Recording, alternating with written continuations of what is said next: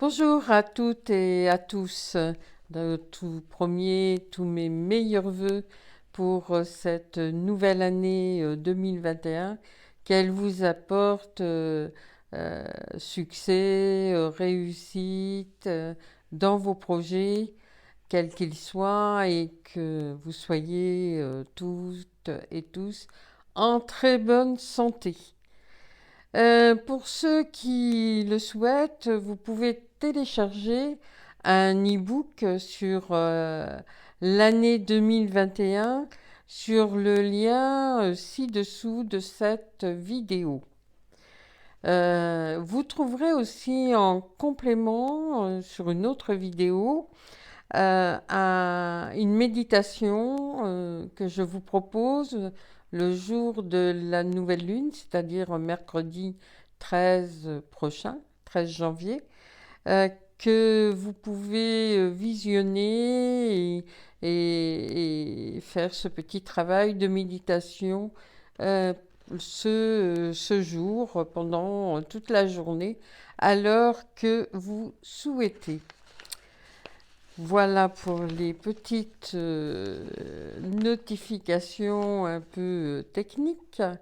Donc là, je vais vous parler de la première lunaison de l'année 2021 qui va être gérée par le signe du Capricorne, par le Soleil et la Lune et l'ascendant Sagittaire.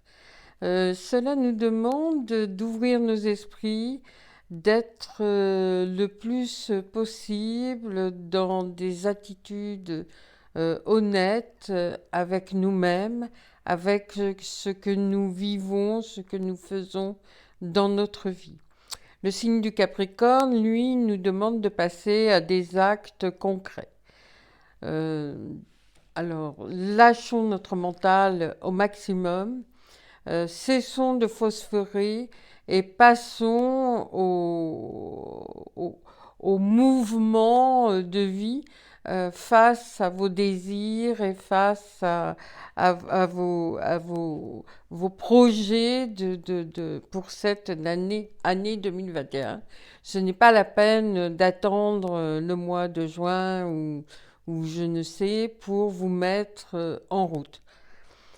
Si le Sagittaire nous rappelle que nous pouvons utiliser notre intelligence, mais pas simplement l'intelligence cérébrale, aussi notre intelligence émotionnelle et notre intelligence intuitive. Développons au maximum notre clairvoyance, nos intuitions pour pouvoir avancer le mieux possible dans cette nouvelle année. Si nous ne pouvons, avec cet axe d'honnêteté et d'intégrité avec soi-même, évitons d'être des acteurs mobiles ou des acteurs habiles de théâtre où effectivement nous savons imiter les choses et faire semblant et éviter d'être nous-mêmes. Il est nécessaire de lâcher aussi tous les principes négatifs du signe du Sagittaire qui sont les yaka-faucons, les principes, les il suffit. Partons plus vers une voie, une direction où notre cœur nous appelle, où nous nous sentons tranquilles et vraiment en phase, en alignement avec nous-mêmes. Si c'est possible, ce temps est très propice à faire une retraite ou à partir en vacances, à prendre du recul pour pouvoir peut-être aussi se nettoyer des charges émotionnelles ou physiques que nous avons pu vivre pendant ces temps de fête et puis de peut-être nous mettre en phase avec nous-mêmes et travailler sur la foi et la confiance en nous.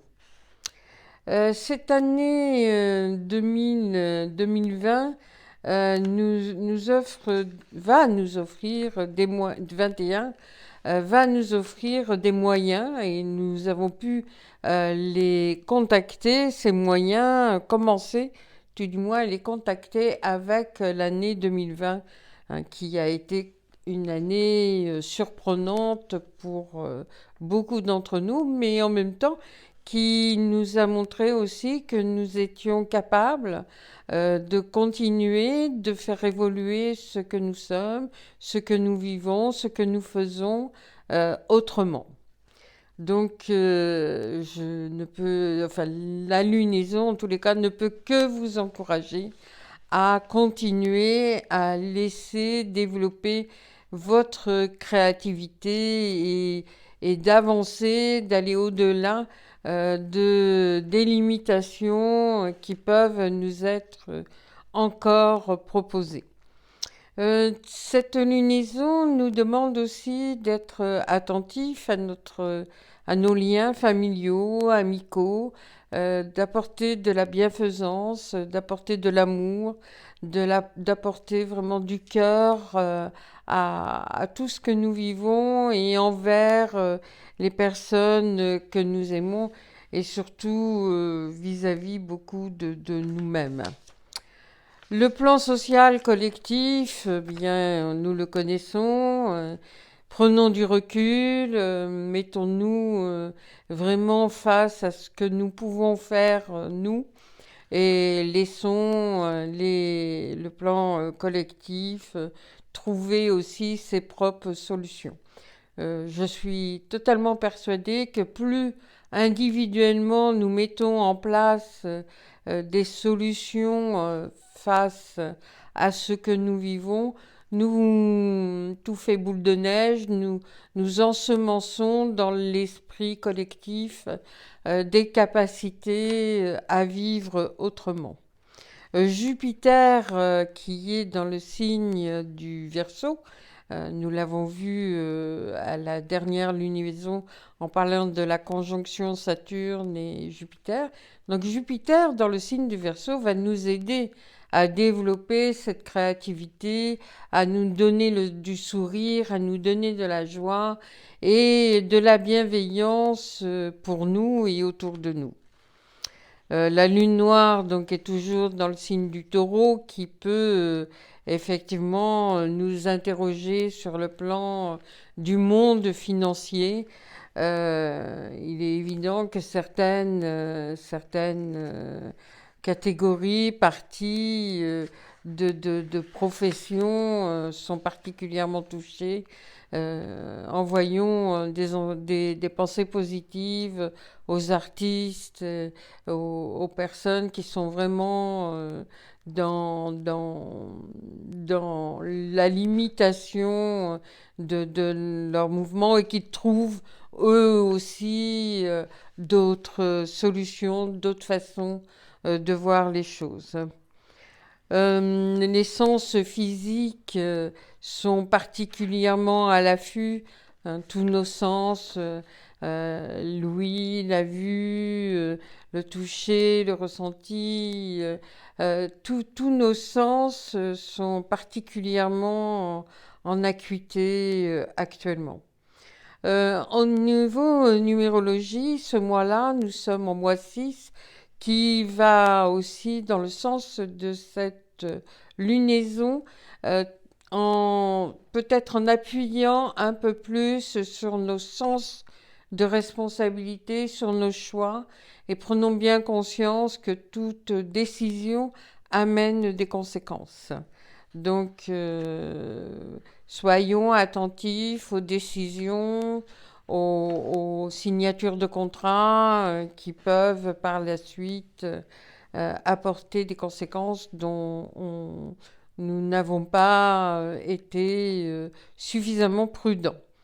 Le 28 janvier, donc, c'est le jour de la pleine lune, sous l'égide du Verseau et de la Vierge, donc qui va nous aider à justement affûter ce sens des responsabilités, ce sens des choix, et aussi cette solidarité dans laquelle nous sommes appelés actuellement vis-à-vis de tous ceux qui sont en grande difficulté. Il peut y avoir des appels à la solidarité de ceux qui ne pourront peut-être pas encore exercer leur fonction, leur travail de façon libre et nous pourrons peut-être avoir des appels dans ce sens-là.